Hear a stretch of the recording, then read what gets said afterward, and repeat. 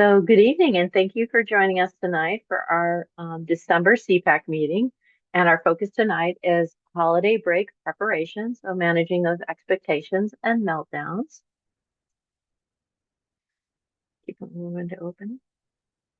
So, what is CPAC? And our CPAC for Christina is designed as a parent-led and provides direct support to parents.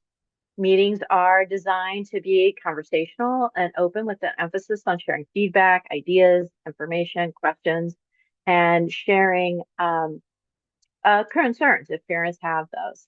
A moment, let somebody else in. CPAC strives to promote communication between families and the district to better support the education of children.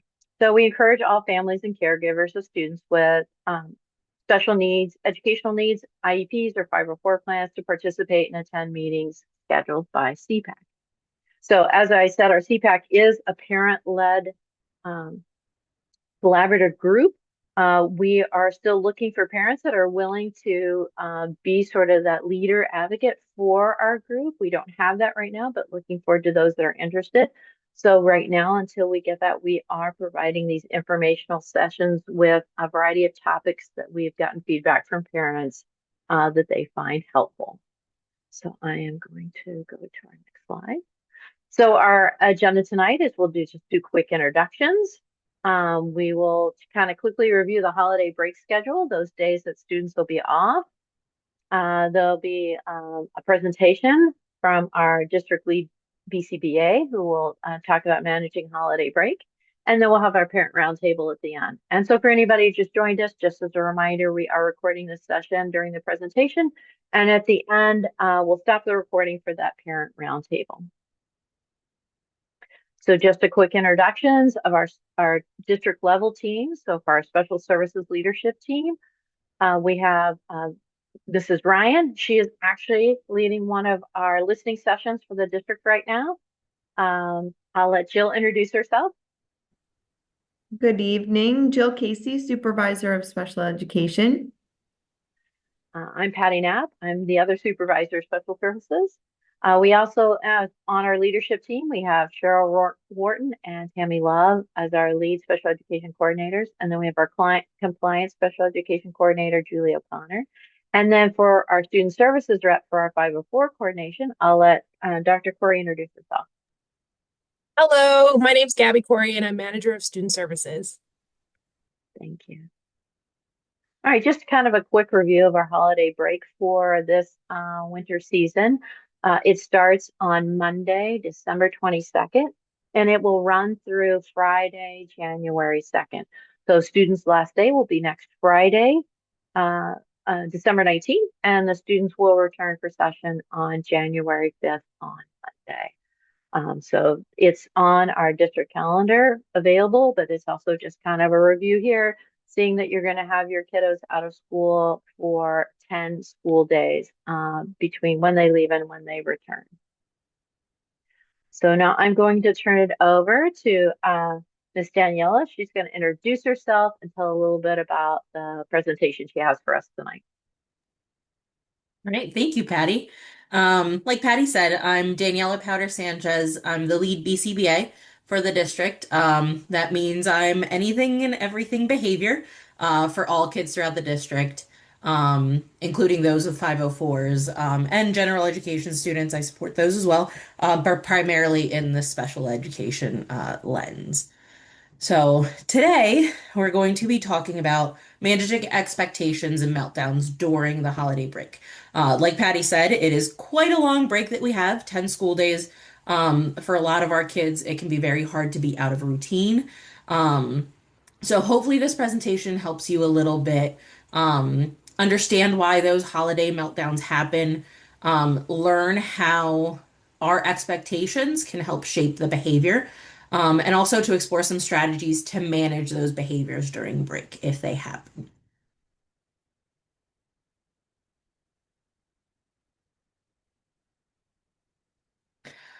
First, I want to get into what are we talking about when we're talking about a meltdown. A lot of people equate meltdowns to tantrums, and to me, there's one core difference. So a tantrum is like traditional traditionally what you would see in a toddler. I have a 2-year-old right now. I'm seeing a lot of those. It's goal directed. There is something that they want, that they are tantruming over, and usually when that need is met, when that goal is met, when that goal directed behavior is met, um, that's when the behavior stops, right? So my toddler throws a tantrum because I said she can't have juice. If I give her juice, that tantrum stops. It's a little bit different from what I would consider a meltdown, um, which is more of that stress response. That's when my toddler hasn't had a nap all day, right? And she really needs one. Emotions are running high. There's a high stress response, and the child is overwhelmed by their environment, by their feelings, by the things that they're being asked to do. And then there's a complete dysregulation, a complete breakdown, and a meltdown that happens. One core thing to remember is that all behavior communicates a need, not a lack of discipline. So a lot of parents tend to take behavior more personally, and see it as a reflection of themselves, when in fact the behavior is truly just communicating a need. This is why, if you've had any meetings with me, if you've been in any of my FBAs, my mantra is to get curious about the behavior. Um, get curious about why it happens, where it happens, when it happens, who it's happening with, who it's not happening with. Answering all those questions can kind of direct us to what the purpose of the behavior is, and what we can do to correct that behavior in the future. And when we're talking about um, that why, we're talking about the functions of the behavior, what people like me like to call the functions of behavior, but more easily, it's just why the behavior is happening, the goal of why, Patty, you can go back to the first one, to the last one. Thank you. Um, why the behavior is happening, what the purpose of that behavior is. If we know the purpose and what the student is trying to achieve with that behavior, we can help correct it and find ways for the student to meet that need in a more appropriate way. Because, like I said before, the behavior is communicating the need. If we teach the child a way to meet that need without the behavior, behavior will always follow the easiest route to get what it wants, right? So in my field, we really talk about there's 4 main functions to behavior, whether it's adult behavior or student behavior. Escape, so the child is doing the behavior to escape or avoid doing something or delay doing something. We talk about attention, so the child is seeking a response from the adults and the peers around them. It could be positive attention, it could be negative attention. We like to say attention is attention. Could be tangible, or the meaning that the child is looking to gain access to something through their behavior. So my toddler throwing that tantrum over the juice, tangible, she's trying to get access to that juice. The last one is sensory, which is a little bit more complicated to figure out. But basically, the child's behavior is due to an internal sensory need. This is more of when we see the students with autism engaging in hand flapping behaviors, engaging in self-stimulatory behaviors. That's more what we're talking about when we're talking about that sensory need. There's something that the student is getting automatically from that behavior, that is reinforcing that behavior. That's why that behavior is happening. So with that in mind, when we're getting curious about those meltdowns and what is happening, we should be looking at the ABCs of behavior, or what I call the ABCs of behavior. So the antecedents, what happened right before the behavior. So for instance, transitions. Let's say you went to a fun holiday party and now you're trying to go home, and your child is having a meltdown. A lot of the times it's unclear directions or expectations, so the child doesn't know what we're expecting of them in that setting. They're a little bit unsure, they're a little bit anxious. Sometimes that can trigger the behavior. Sensory overload is a huge one during the holidays. The holidays are very exciting. There's a lot of lights, there's a lot of sounds, there's a lot of people everywhere. And depending on the student and the sensory needs of that student, all of that might be too much information for their brain to process all at once. We also might see it from boredom, right? So if the student has a clear routine and now they don't have a clear routine and they're kind of made to fill up their own time and they don't know how to fill it, that might be overwhelming as well. It could be a lack of connection, right? So if you're working from home, and you're not able to give that attention to your child throughout the entire day as they're used to getting attention in school throughout the day, that might be a trigger for behavior as well. Um, when we look at the behavior, we talk about exactly what it looks like, and we try to stay objective. So yelling, crying, shutting down, sometimes what the behavior looks like can tell us a lot about how to address that behavior. Finally, we look at the consequences. So what happens after the behavior? Because that can give us a lot of clues as to what is keeping that behavior going, what is making that behavior effective.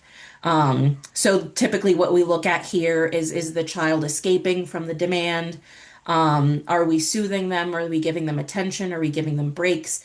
Are we taking them out of that loud environment? What are we doing as a consequence to that behavior? Because that consequence might be maintaining the behavior. Um, Behavior happens and behavior continues to happen because it works for the child. Um, Behavior is a river that follows the straightest path. It flows in the easiest way it can. So the easiest thing that's going to work is what the student is going to resort to. And it's a lot easier for a child to scream and cry, and utilize their emotions, right? And just let out their emotions than it is for them to appropriately ask or voice their emotions, right? Depending on who the student is. So the behavior is going to go the easiest route it can. Um, that's another one of my mantras, another one of my mottos. Um, Behavior goes the easiest route it possibly can. So we need to make the easier routes the ones that we want, and ultimately make those undesired routes to get that consequence, make them a little bit harder. That's essentially what I do in rating all of my behavior plans. This brings me to managing expectations. So we talked about all of these things and being out of routine. Um, Predictability is something that really reduces stress and then reduces the likelihood of behaviors. If you have a child that does really well in school, but then on the weekends they have meltdowns and they fall apart. This might be part of that predictability. I personally have a child that needs a very strict routine. Unless I follow our 10-step bedtime routine exactly the same way every single day, it's going to take her an hour and a half to fall asleep.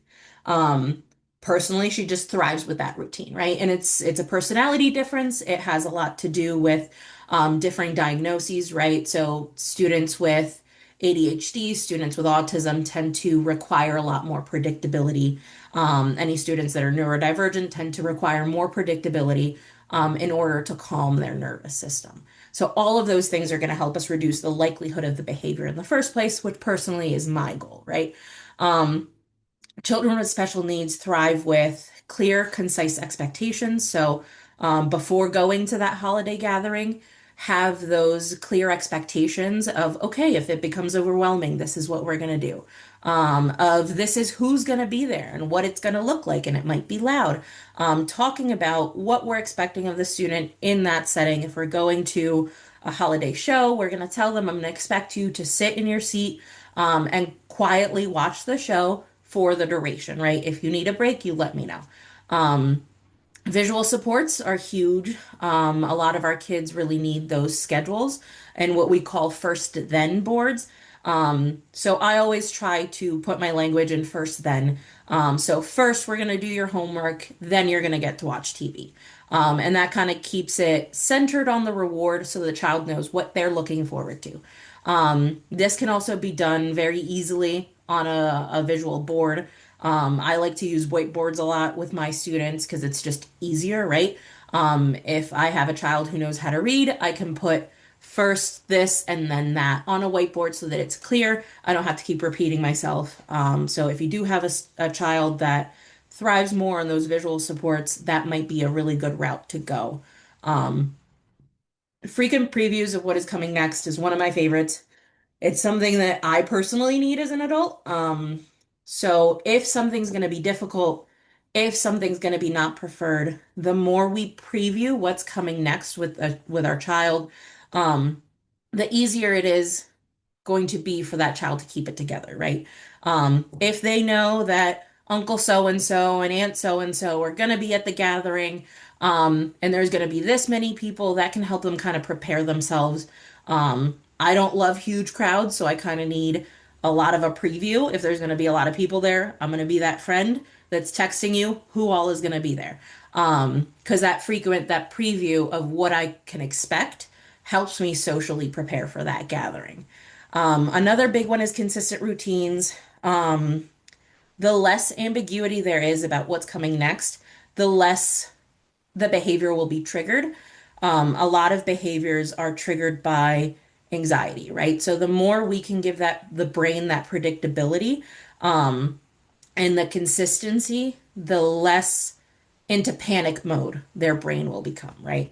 Anxiety is a big trigger for a lot of our students' behaviors. So the more we're using those consistent routines, the easier it's going to be. Also, little side note, if you have a terrible sleeper like I do, that consistent bedtime and wake up routine, keeping it the same as it is during the school, like the school year, not that this isn't the school year, but keeping it the same as it would be on a regular school day, will help you when it's time to go back to school. So you won't have to fight those fights over having them wake up early when they've been waking up at noon, right? So the more you can stick close to that routine, but still give yourself the grace to enjoy your holiday time, right? Like no one wants you guys to have to wake up at 6:30 on Christmas morning, although I know many of us do. So the more you can stick to those routines, the better it's going to be. When we're talking about setting expectations, um, there's a few keys to setting the expectations effectively in a way that it's going to be easy for your child to follow. Um, One of the biggest ones is to use those short, simple instructions.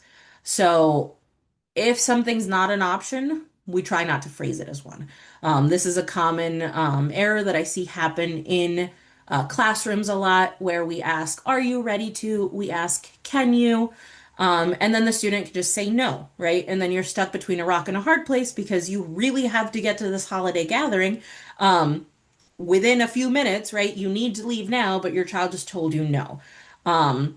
So using phrases that don't leave that up to the student can be very effective. So instead of saying, are you ready to, or can we, we're going to say, it's time to do this.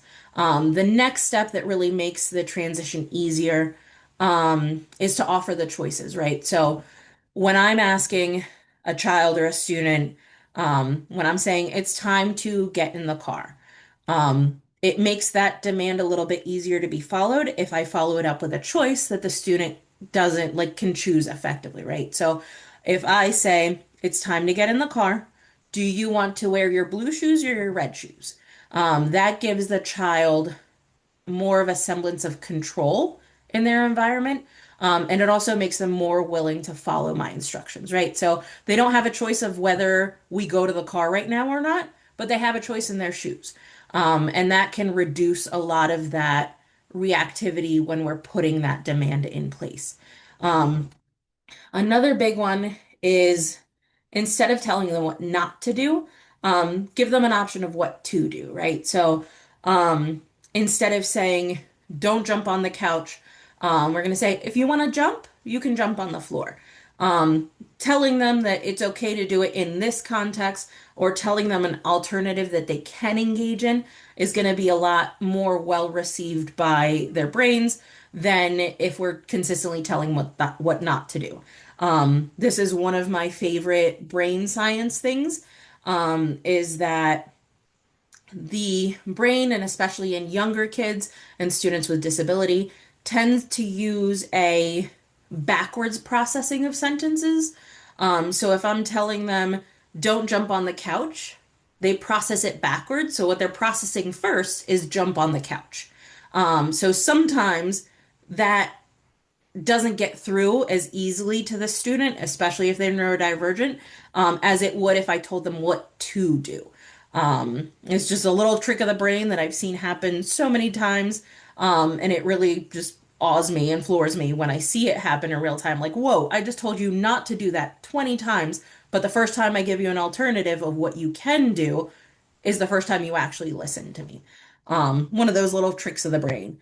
Um, Visual cues can be super helpful, even if it is like a hand signal that goes along with asking for a break, right? So I've been known to use some sign language, right? Like instead of me just saying break, if I'm using the visual cue of saying break, sometimes that helps get through to the brain when they're in an escalated state, when they're a little bit overwhelmed. The visual cues can get through a little bit better. Um, we always want to reinforce this success immediately when we're setting an expectation and our student is meeting that expectation. I want to use that specific praise as quickly as I can. So, nice job staying calm when it was time to leave the playground. Nice job putting your shoes on when I asked you to. The more specific we can be in our praise for that behavior, the more sure the student will be of what earns our praise, right? And what will be reinforced in the future.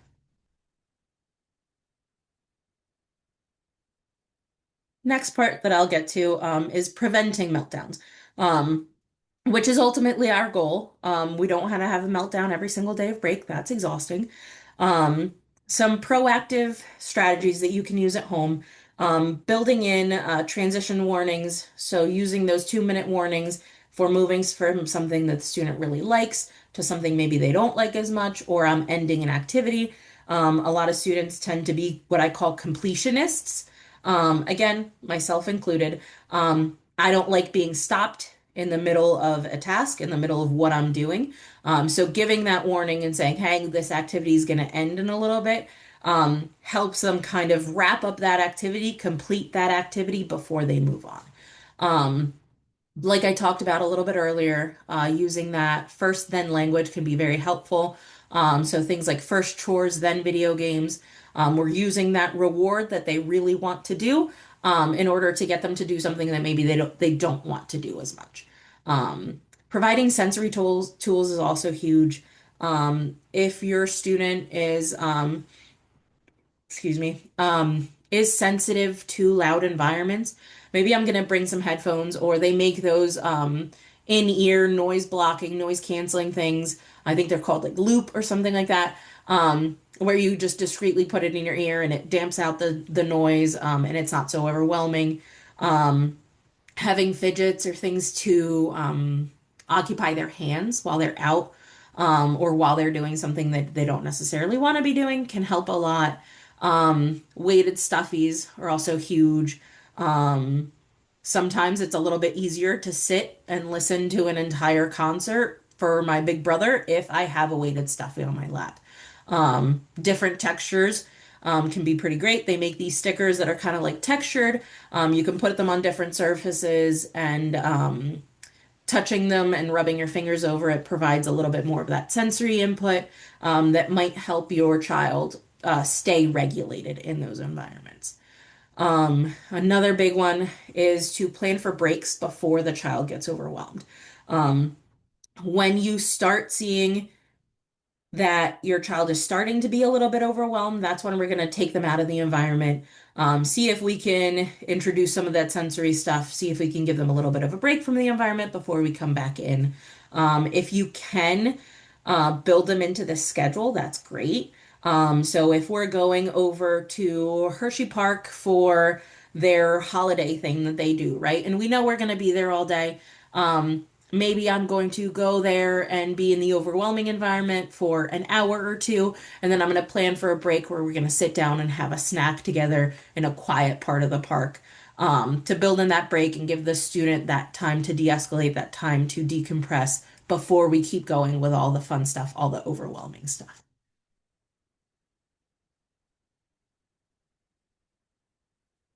When the meltdown happens, um, there's nothing we can do at that point to stop it, right? Um, Our goal during a meltdown is safety and support, not necessarily trying to teach or correct the behavior.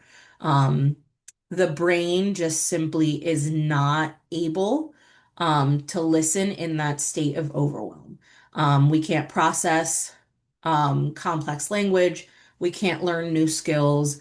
We can't engage in conversation about why the behavior is happening when we're kind of at a 10. And it's the same thing for our students. So when we're talking about we're in the middle of a meltdown, all we're really worrying about is can I keep myself safe and my child safe? And how can I support my child during this meltdown until it ends, right? The biggest one is to stay calm yourself. Um, I'm a big believer in co-regulation, so I use my own calming strategies when I'm in the middle of that meltdown, right? I'm going to start breathing myself because the calmer I am, the calmer my child is going to be as well. Um, Students a lot of times do what I call borrow your calm. Is they can't calm themselves down in that moment, so they start borrowing your calm energy, and then eventually their energy kind of goes down as well. Um, my favorite ones are that deep pattern breathing. There's something we like to do called starfish breathing or five finger breathing, where you're breathing in as you're going up your finger and then out as you're going down, and you're continuing to just breathe in and breathe out and breathe in and breathe out, and you're doing so slowly to guide your child through that breathing. And it also does wonders for yourself if you're starting to lose it in the middle of that meltdown, because I know staying regulated in the middle of a meltdown is very hard. Um, Physical touch, a lot of times students really like that light scratch on their arm, something that's going to give their brain something else to focus on, to help them de-escalate. The brain really thrives on repetitive stuff, and more sensory stuff. Again, during that time, we want to reduce the demands. Um, the brain physically can't process what we're saying in that moment. It's very hard for a student to comply or do what we're asking them to do in that moment. So the more we can reduce the demands during that meltdown, is what's going to keep that meltdown from continuing, right? Also reducing the sensory input.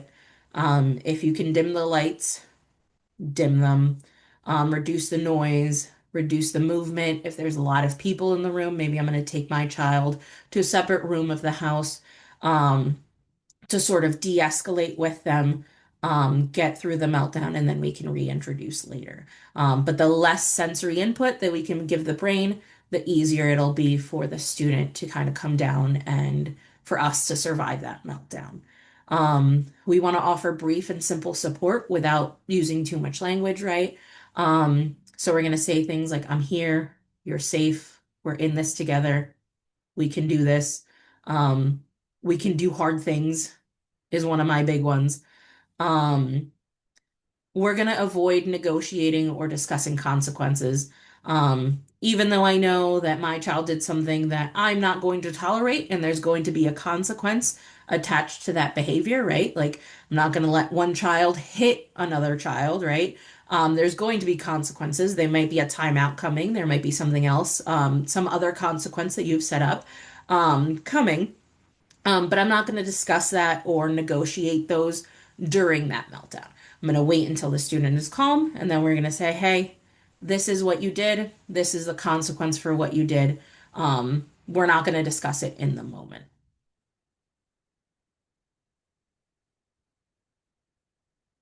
After the meltdown is over, once the child is calm, my biggest piece is to reconnect first. Um, say things like, that was hard. I love you. Um, the behavior that they engaged in is unacceptable. But we want students to know that they're still valued, they're still supported despite that behavior. A lot of times, what I see as students are de-escalating and coming down, from being at a 10 is they start internalizing things. Um, they start thinking that they're bad students or that I don't love them anymore. I don't value them anymore because they threw my notebook across the classroom, right? I want them to know the behavior is not acceptable, but they are not unacceptable, right? They're still valued, they're still supported as human beings and as students. Once the child is calm and able to talk about what happened, that's when we want to have those conversations, right? What happened? What can be done differently next time, both for your child and for you, right? So having that two-way conversation can be really helpful. Of, hey, next time, buddy, you gotta ask to leave, right? You got to ask to do this. We can't just do it this way. Is there something that I can change? Is there something that would help you? Especially for our more vocal students, they might be able to tell you, like, yeah, I would really like it if you do this, right? Um, we're going to take some time to practice that replacement skill. So we're going to practice, hey, next time you get really overwhelmed at a party, what can you do? You can say, hey, mom, I need a break. Hey, mom, can we go to the car? We're going to practice using those words. We're going to practice those scripts for that for our students. We're also going to practice that breathing, right? So if the child was really struggling to take deep breaths in the middle of that meltdown, we might take that time and practice those breaths, that breathing technique, um, when we're not in the middle of a meltdown, where their brain can learn how to do those things. We're also going to reinforce any attempts to use the skills next time, right? So it might not look perfect next time. Um, Maybe the student will hit you twice and then ask to leave. We're going to reinforce that attempt, right? Because you were listening to me. You did ask, right? We're going to try to reinforce however close we can get to that end goal that we want, that perfect behavior that we want.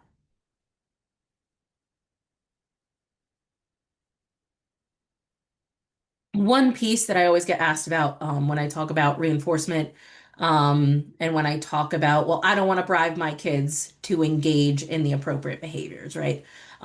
There's a very big difference between reinforcement and bribery, as we see it in my field. Reinforcement is more of that planned reinforcement, the planned rewards, right? If my child asks me to leave, then I'm going to allow them to leave. I'm going to leave with them. It teaches a skill. It's always delivered after that successful completion. A bribery is more of something we promise in the moment during a behavior to get it to stop, right? When my child is throwing a tantrum in the middle of the grocery store, and I say, okay, if you get in the car, I'm going to give you a bag of M&Ms. That's more of what we're talking about with bribery. So scientifically, reinforcement is how skills grow and how we reduce those meltdowns. But bribery, on the other hand, is kind of a catch-22 in that it's effective in immediately stopping that behavior. My child will stop the tantrum because she loves M&Ms. Um, but in the future, that tantrum behavior is going to be a lot more likely because she might want M&Ms. So there's a key difference there that I wanted to talk about because a lot of parents look at me and be like, I'm not going to bribe my child. As long as we're planning that reinforcement ahead of time or trying to teach those skills, that's what's going to get the behavior change in the long run.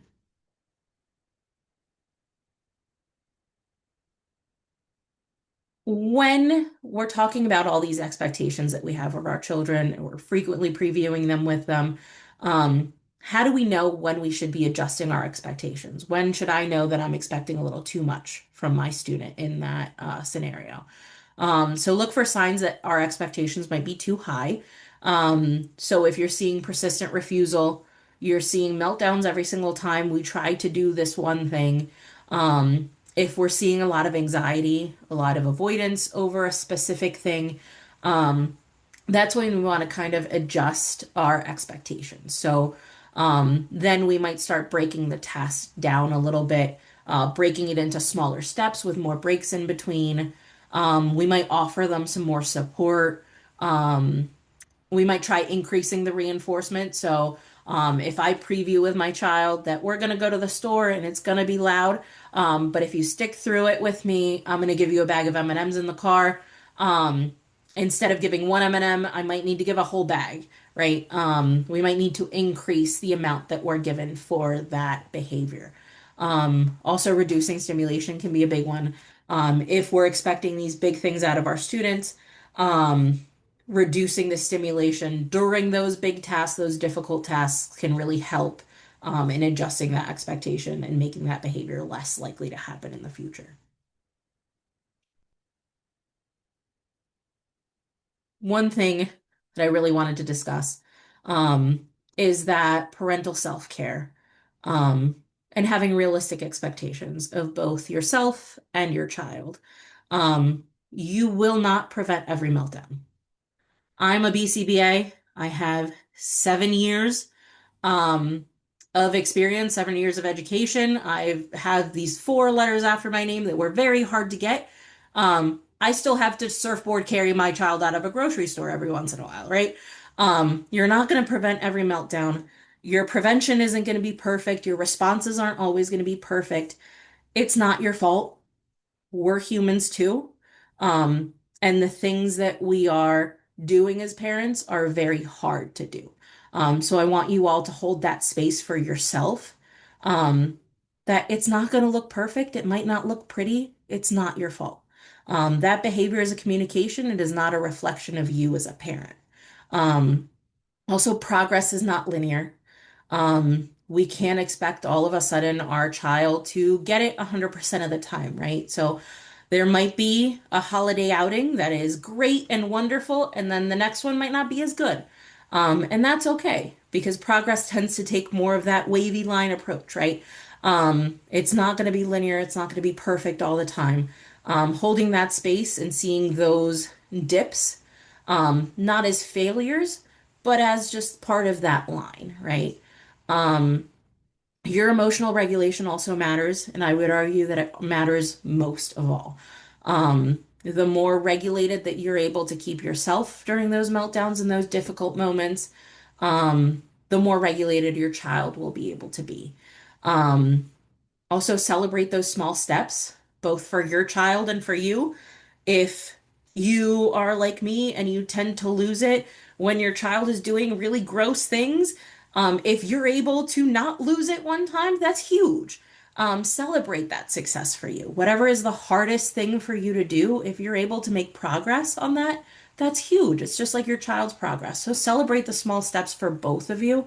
Um, and also, and I can't stress this one enough, is to seek the team support. Um, you're not alone. No one can do it alone.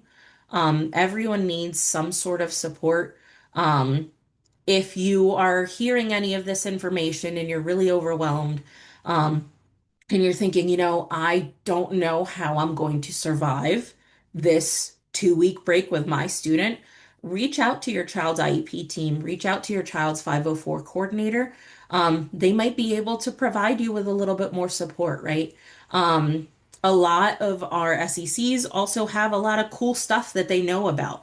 Then they might know of programs or sensory friendly holiday things that are going on that might be a little bit easier for your child to attend. So if you have these questions, talk to your child's teacher, talk to their education team, see if they can offer you some support, see if they can offer you any suggestions, because they might have a different lens. They might be able to suggest some things in the community that you might not know about.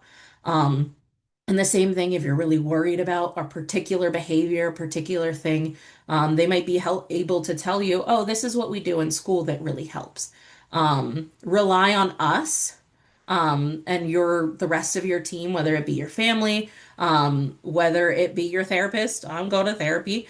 Rely on your team to support you during this time because these 2 weeks can be difficult, for some of our students, and therefore they can be difficult for us as well. So the more we can rely on those around us, the less alone we are, the better it will be in the long run. Thank you very much.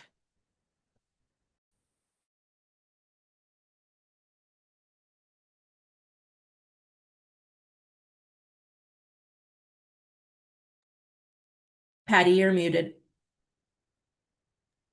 Thank you. Too many things to manage. So thank you, Daniela. That was awesome. We appreciate that presentation. I'm sure it was very meaningful to our attendees. So thank you so much. So I am going to pause our recording because as we do our roundtable here, we usually do that just for the privacy of parents if they have something personal they want to share. I'm going to pause that.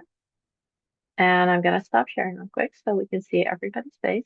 So this is the opportunity for our parents that are on our presentation tonight. This is your opportunity. If you have any questions, concerns that you would like to ask or share with our team that we can support, we are here to listen.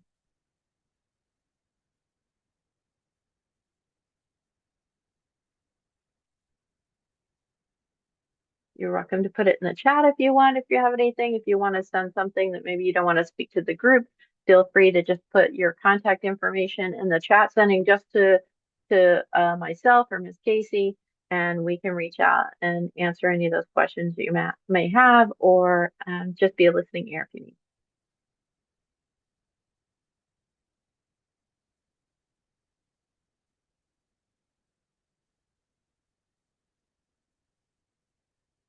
All right, it looks like at this time we don't have anybody that has anything that they want to share.